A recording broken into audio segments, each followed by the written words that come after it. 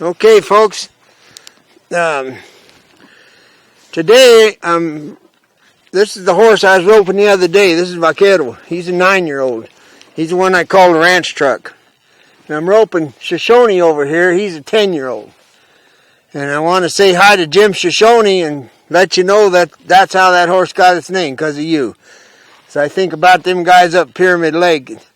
You and your partners would really like this kind of horse. So there you go. And I was mentioning the other day about the California tradition as opposed to the Great Basin. And what I forgot to tell you, it's kind of humorous. And the 49ers came out, all these millions, thousands of people that headed west to get rich, they crossed Nevada, and a lot of them followed the Humboldt River. And they walked right over what's known as the Carlin Trend. And it turns out it's the most gold in the United States. They walked right over the top of it. Then they still had to climb the Sierras, so I think that's pretty funny. And they split right after, around Winnemucca, and some went north from the Jackrabbit Springs. Some went south down to a town called Piston Switch, and I think you locals, you'll understand what town I'm talking about. The ones that went south didn't do real well. The ones that went north split again. Some of them went to Northern California and some went to Oregon. Anyway, that's the end of that story. But I want to show you.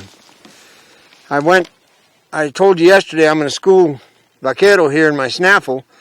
Well, today I'm roping off him. He's 9 years old. He's been rode 1,000,000 miles. And he's like a whole lot of horses that people get a hold of me. They're just older geldings that are gentle and dull. So I'm not going to be able to school him two-handed like I want to in my snaffle, so I just put the bit back on today. And then when I get the chance, like making a circle, I'll put the snaffle back on. So you just got to use your head and figure out what it is, how much time you got. Well, that's the one thing I've got, is plenty of time. So I just want to rope Shoshone and see how things go. Oh, and somebody else was asking me about why I have to put coils with my rope. And there's two reasons. One of them is that when my loop arrives at its destination, it's the same size as when it left my hand, and the coils allow me to do that, so I can't make the loop shorter. The other one is, and I'm not whining, but I'm telling you, I crippled up this hand, and so because of that, I've learned how to adapt, and that's adapting. It ain't like I was going to quit and throw my saddle in the creek. So that's why I have coils with my rope. Okay.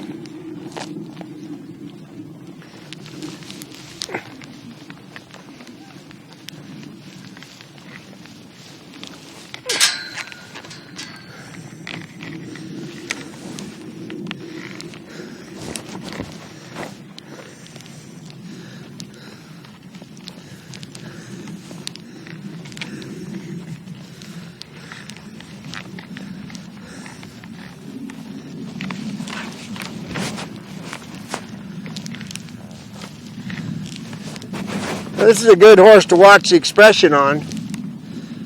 And he's my project. He sees a lot of snakes on the ground. And what I mean is he's a little worried about things that are on the ground. So I'm going to really enjoy getting him to relax and understand that he don't have to be bothered about anything.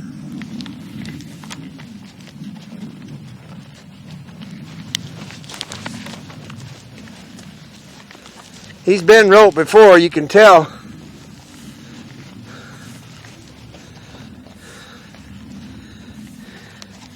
And this is a perfect example for those of you that have these kind of horses. You've heard about the white of the eye.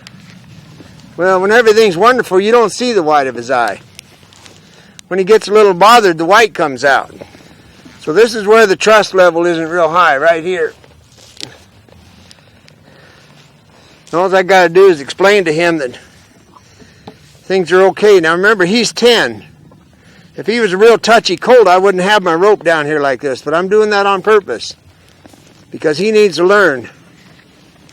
Now if he pulls back, I'm just going to slide rope.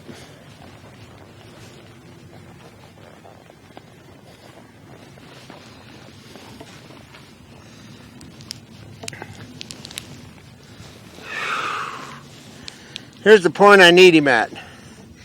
Now for me, there's a reason for this. I have to physically put this horse here and let him know it's okay.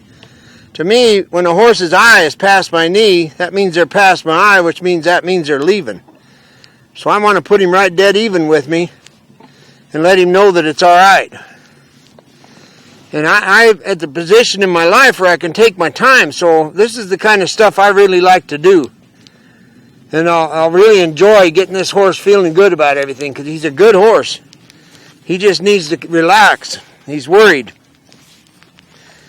And we don't need to go to group over it. I just need to get him good.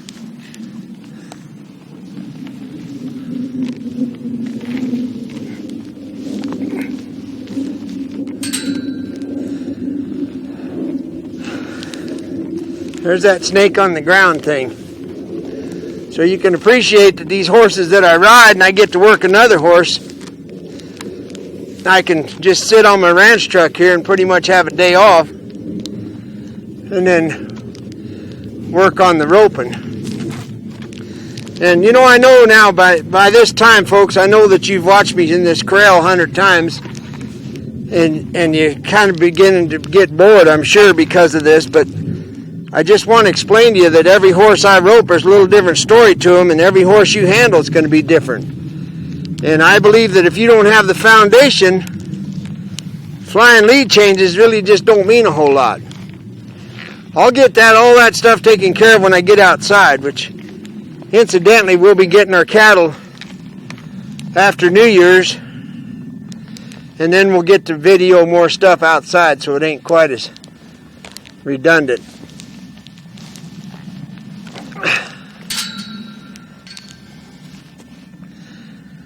So that's kind of how this is going to happen.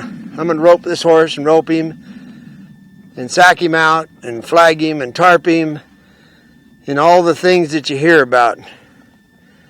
And just for upcoming episodes, if you see that long-eared thing in the background, that belongs to my wife, and that's Chula. And my bride will be making her debut pretty soon, so that'll give you something to look forward to. She'll be having a video on that mule. So thanks a lot, and talk to you later. Adios.